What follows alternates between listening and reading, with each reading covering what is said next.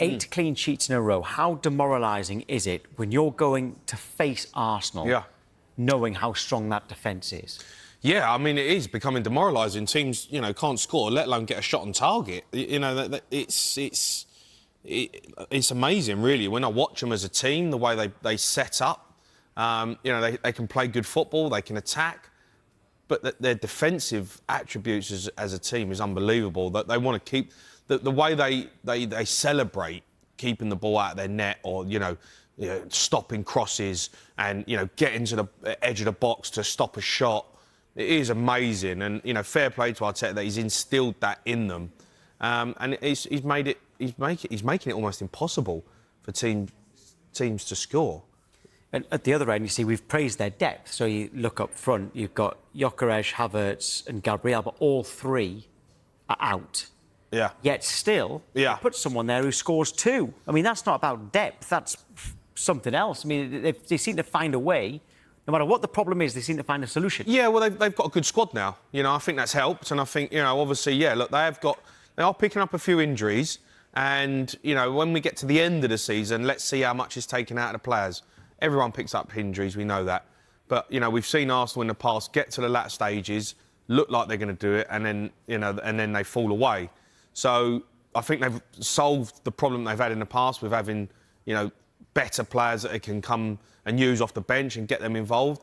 But yeah, look, they've got a better squad. They've invested and they've got a better squad. They're ready. This team is ready to do it. Now they've got to get it over the line. We're seeing them, play some really good stuff and be defensively brilliant. Now they're hard to beat. And you don't think they're going to win the Premier League and the Champions League? Why not? Well, they haven't won the Champions League before.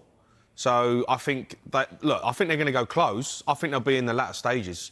I think it's going to be, they're going to be there or thereabouts. I just think when it gets to a semi-final, a Real Madrid or a Barcelona or, Bayern Munich, they are amazing teams that we're watching throughout Europe this season. Bayern Munich look brilliant. They've won every game, Bayern Munich. They haven't lost a game. They haven't drawn a game. They've won every game. And that's who they've got next, by the way. So, we're talking about a team who, there are other teams out there. So when I talk about the Champions League, I think you've got to take into the fact that these are European giants who have been there and done it in big moments before. Look, they're going to be there. I don't think they're, not going to.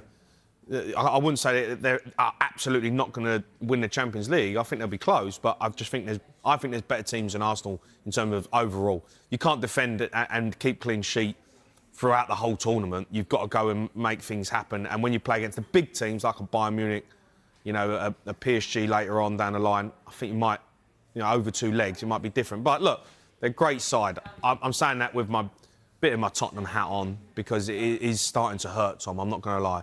I'm having to accept the fact that Arsenal might actually do something special this season. Yes, I can understand that and appreciate that. I might have to go into hiding. Is their only weakness the fact that they have got a lack of trophies over the last few years? Is that their only weakness? They're not used to winning? Yeah, I'd say it's a bit like, it's a bit like Spurs when you have that whole Spursy thing, you can't get it over the line, and yeah, I would probably say you're right, Tom. Yeah, haven't got trophies there. They've been in the positions in the past, and they haven't made it happen. So yeah, I think it's probably a mentality thing. When you're winning trophies like Man City have done, like Liverpool have done, it just becomes natural just to win. Yeah, we win. We just win another trophy. Just pick off another trophy. Now, even when Man United have been terrible, they pick off a trophy because it's just instilled in their nature that they do it. Arsenal really fell away from that, and over the last 4 or 5 seasons, we've seen them primed to be there or thereabouts and not made it happen. Hopefully, or that continues. But I think Arteta is starting to really now instill that mentality that they are there. They are there to win trophies now, and they're going to win trophies. They are. Well, let's bring in an Arsenal fan now. Sky Sports have partnered with Finalysis, an app where passionate fans share their opinions on their club. If you want to represent your club, scan that QR code or visit the Sky Sports app for more details. Arsenal supporter Scarlett Katz-Roberts joins us now. Good morning, Scarlett. Going into the game last night, were you worried with no strikers fit? Well, with all due respect to the opposition, in last night's case, I wasn't that concerned. I do worry about the impact on our overall creativity and it sounds crazy to say it when he scored 2 goals, but I think it did show. Like, it's not as if Mikel Merino was tearing into space behind the defence. We scored 2 goals from crosses and one from a penalty. So overall, how can you be concerned when you've won 3-0? But I do think it was a different Arsenal last night. Is he... So you still think Merino is better in central midfield than a striker? I think he's an enigma, to be honest. One thing's for sure, and we've got to clarify this, he's not a defensive player, and that feels important to say. I think it's hard to say whether it matters, whether you play him as a kind of secondary person in the box, a box crashing 8 or a 9. I think ultimately he's going to end up on the end of crosses. We know that. He's an excellent striker of the ball, really cute in tight spaces. I couldn't tell you where I think he's better. I think he's got quite significant strengths and weaknesses in both areas. Jamie, you were a left-footed central midfielder like Mikel Merino. How difficult is it to change positions? I mean, just any other position, not necessarily go for... Good players can play anywhere. Marino's a top player. And, you know, when you're a player of his ability... That's not always the case, is it? You see players playing a new position, it just doesn't work. Yeah, but I believe that good players can adapt. He's got the attributes in his brain, the way he can think, the way he can change. When he plays in a certain position, you have discipline. When he plays up front, you have a different type of run and a different type of movement. I genuinely believe that top players can play. You know, you can put them in a position. Most of the time, they'll figure it out. And Marino, for me, is one of them players that can do that. Scarlett, really impressively, it's 8 clean sheets in a row now for Arsenal. Is that more important than anything else, that your defence is that solid? But we did concede a shot on target yesterday. It's all over. No, jokes aside, it's brilliant. My heart was in my mouth when we conceded a penalty, and I was watching with Liverpool fans before the Madrid game, and they just couldn't understand why I was so upset. But I think going into tough away games like the weekend, slightly under-resourced, that defence suddenly comes to the forefront again, because you know that above all else will be competitive. So it's huge. Yeah, it's massive. Who do you think you are challenging? Do you think it's Liverpool? Do you think it's Man City? Do you think it's both? I think Liverpool might have something to say about challenging after Madrid. It's amazing what beating Madrid can do for your general feeling and vibe about yourself. Look, they're dangerous, but I think they've still got massive problems to work out. And to be honest, I think the same about Man City. Like, how many goals has any other player scored apart from Haaland? It's a Stev own goals on 2. So I think probably it is City, but it's 2 adversaries with very significant weaknesses at the moment. They play each other at the weekend, right? It's massive weekend for football, that for Arsenal and for them. Yeah, but Manchester City at home to Liverpool, isn't it? And Arsenal away at Sunderland on Saturday Night Football. In terms of your defence again, Scarlett, which defence is better? Yours now, your defence during the Invincibles, or the Dixon, Adams, Keown, Stroke, Bold and Winterburn? I'm going to have to confess to the Dixon, Adams lot being a bit before my time. I know that might be the case, but I wanted to give you the option for the rest of the viewers.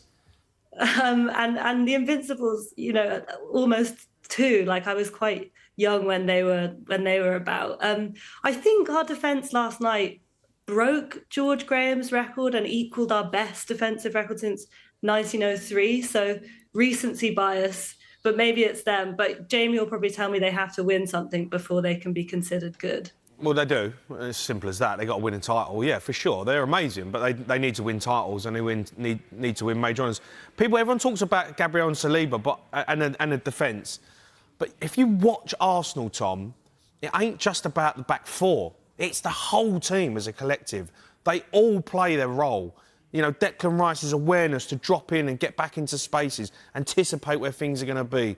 You know, Saka drops in, Trossard gets back. They all defend as a unit. Zubimendi's been a good signing. Zubimendi's, you know, brilliant. He's, you know, it gets in the right. So everyone talks about the back 4 when you're not conceding goals, and it's true. The back 4's been brilliant, but Arsenal's team as a collective defensively are world class, and you can't get away from that. And Scarlett, if you look at, I mean, Max Dowman's getting a lot of headlines. He's only 15 years old, youngest ever Champions League player. Actually, I tell you what, let's hear what Mikel Arteta had to say about him last night. what he's done on the pitch, that he comes in, the first ball he takes people on and starts to dribble, gets a foul. That's personality, that's courage, and that you cannot teach that. You have it or you don't, and it doesn't matter what his passport says. You throw him in this context and he's ready to adapt and have a good performance, so really happy with that. Scarlett, is it ridiculous to think that he could make England's World Cup squad? What about Arsenal first? I mean, I kind of feel like there's no rush. Like, I think there's certain talented individuals in the Arsenal squad who might have something to say about Downman taking their England spot.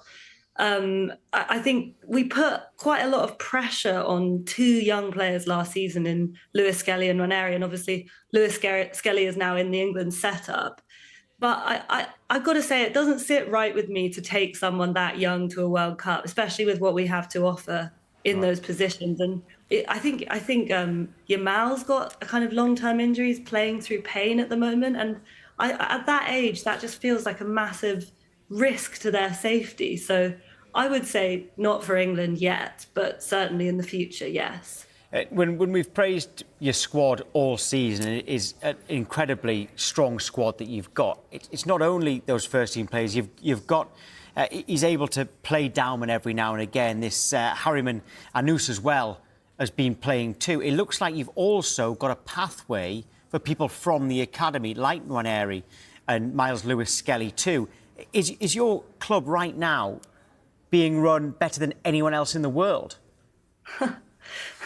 I really don't know the answer to that, but it looks pretty good, doesn't it? It looks good at the moment for Arsenal. Someone next to me shaking their head. I mean, come on, in the world.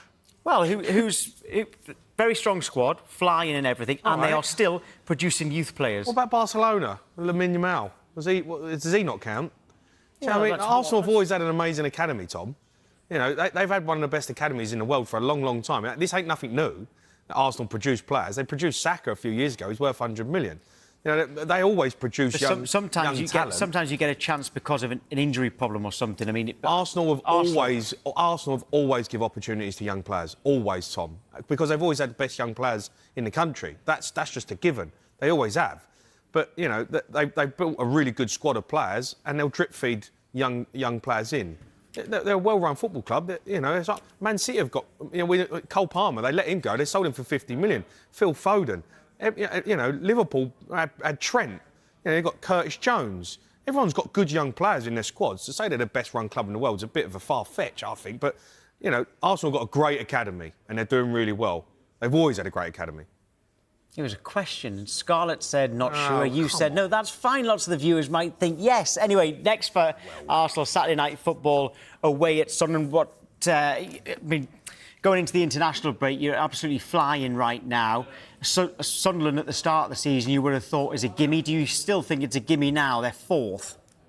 Absolutely not. Absolutely not. It's going to be red hot at the Stadium of Light on Saturday evening. Granit Xhaka, I think, will probably have something to say about our fortunes in that game. And of course, we go there probably without a recognised striker, which, you say what you want about Mikel Merino, great player. He's not going to allow us to play the same kind of football that Gyökeres has been helping us play this season. I think we'll be competitive, and I don't think we'll concede many chances. And I think we've got a great chance of winning. And I really hope we do, because we've got players coming back after the break and a really tough run of fixtures. So we've got to keep the momentum up. Yeah, big game for us before that break. Scarlett, thank you. Thanks, Scarlett. Thank you very much.